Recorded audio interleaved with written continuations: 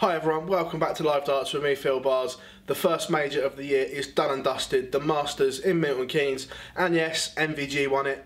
I don't think any of us are surprised. Gary Anderson pulling out was his main rival, but the big green machine just starts 2019 in a whirlwind. But that's not why we're here today. Why we're here is the Premier League is back. Yes, the Unibet Premier League starts this week in Newcastle. We have 16 weeks up and down the country. It is the ultimate darts roadshow. And here we are going to preview the outrights and week one in Newcastle.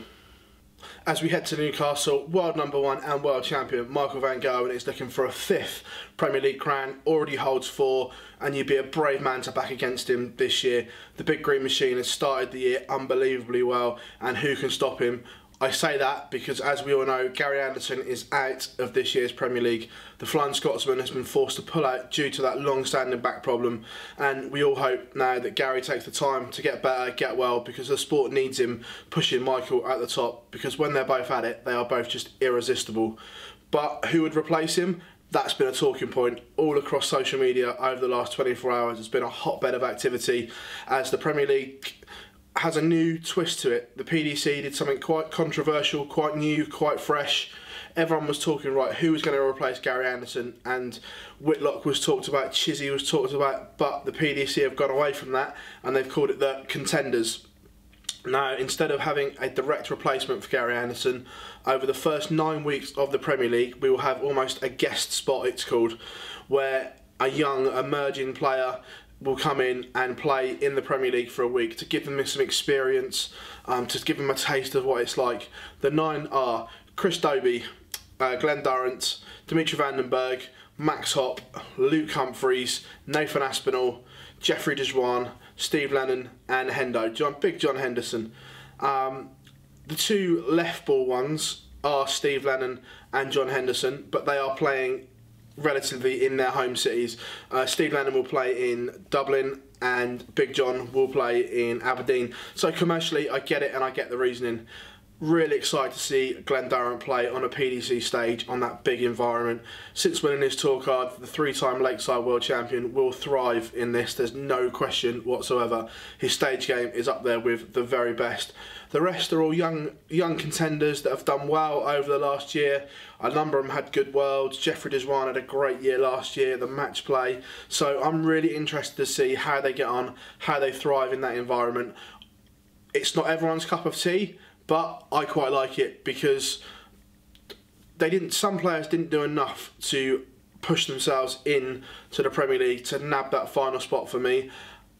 I think Joe Cullen is extremely unlucky not to get a contender spot, but I think if Leeds had been in the first 9 weeks, he would have got in, because they've tried to put players in and around the areas they live and almost a local favourite.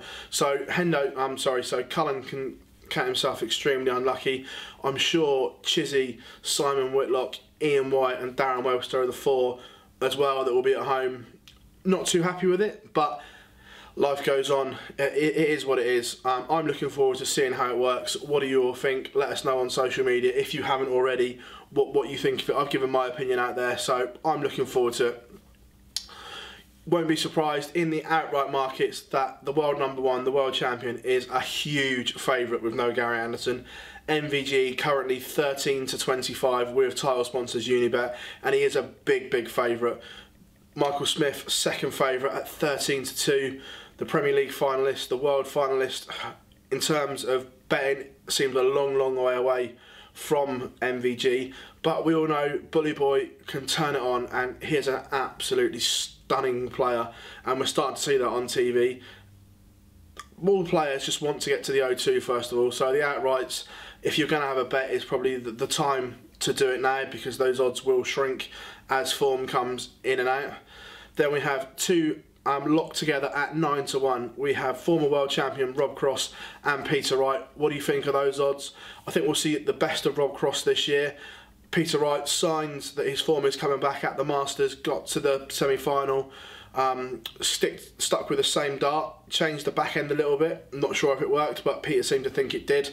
So those 2 9 to 1, some value there each way maybe. What do you think?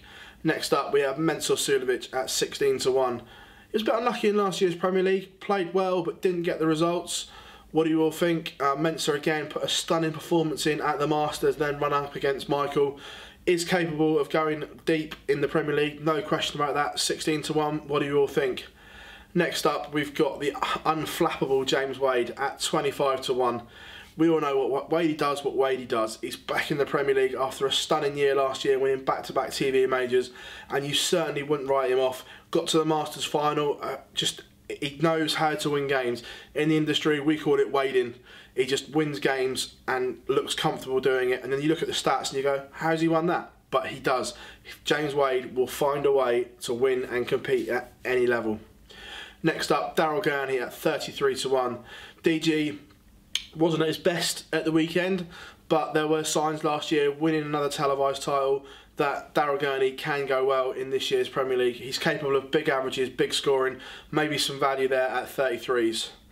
Next up, we have Raymond van Barneveld at 40-1. Where do we start about Barney? I think everything about Barney has been covered. Do I think he'll win the Premier League? No, I don't. Will he be near the bottom? I think yes, he will. I just don't think he's got the heart, the desire.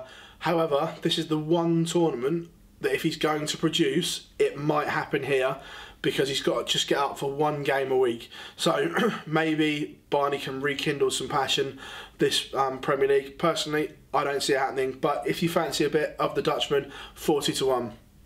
Last in the betting is Gerwyn Price, the Iceman. Lots gone on in his head. Hasn't won a game since winning the Slam last year, and then we all know what happened with the fine, X, Y and Z, the social media coverage. Hasn't won since then, but Gezi is far too good a player not to win games. I'm sure it's just a little blip, a little hangover. Hopefully he reacts to the Premier League better than he did this time last year. So 50-1, a punt if you fancy it. The guest spots don't sadly count in the table. You can bet on those games individually if you would like, but they are the 9 outright contenders. Moving on to week 1 in Newcastle. First up, we have James Wade against Barney. James 11-10, Barney 7-4. Tough game. We haven't seen much of Barney on TV since the Worlds. Wade got to a final. I think 11-10, real value in James Wade this week. Barney, we just don't know what Barney's going to turn up, do we? He could turn up and be majestic, or he could turn up like we saw at the Worlds, head shaking, not really in it. Would I back Barney? No, I wouldn't. I'd probably go on Wade. If you don't fancy him to win at that price, you can take the handicap on. Next up, we have Gerwyn Price against Daryl Gurney. Price 9-5, Gurney 11-10. Gurney, I think, will nick this one. It would be tough, but I think Gurney's experience might get him over the line. I think there'll be a lot of 180s in this game, highly charged game. Really looking forward to this one. They'll just get on with it. There'll be some big celebrations on stage, hopefully. But for me, Daryl Gurney might just nick this one. If you don't fancy that, then have a look at the 180s market, because I think there will be a load. Third game on, we have Chris Dobey against Mensah Suljovic. The guest spot, the first one, Chris playing in front of a home crowd, 3-1 shot against Mensah, who is 4-6. I think Mensah might just have a little bit too much for Chris Dobey in this game. Mensah so consistent, averaged 106 in his first round game at the Masters, but Chris has just got to go out there, enjoy every single minute on that stage, play with some freedom like he did in the Worlds, and he pushed Gary Anderson to the absolute max, but I think Mensah might just be too strong in this game. Fourth game on, it's game of the night, and it's a repeat of the World and Premier League finals. Mighty Michael van Gerwen takes on Bully Boy Michael Smith. MVG, an 11-25 favourite against a 9-2 Smith. I think MVG wins this. Smith did alright at the weekend, but a little bit of rust, perhaps where he got married and went away on honeymoon. He played really well in his first round game. Didn't quite do it on the Sunday afternoon. Chatting to him afterwards, he was a bit disappointed with the way he played. He felt he gave Peter Wright the game where he didn't hit those heights. But short format, you wouldn't write him off, but I just think Mighty might get us off to a winning way in Newcastle in week 1. Fifth game on, and the final game in Newcastle, we have Peter Wright against Rob Cross. Peter Wright 6-4, Rob 7-5. Who do you fancy in this?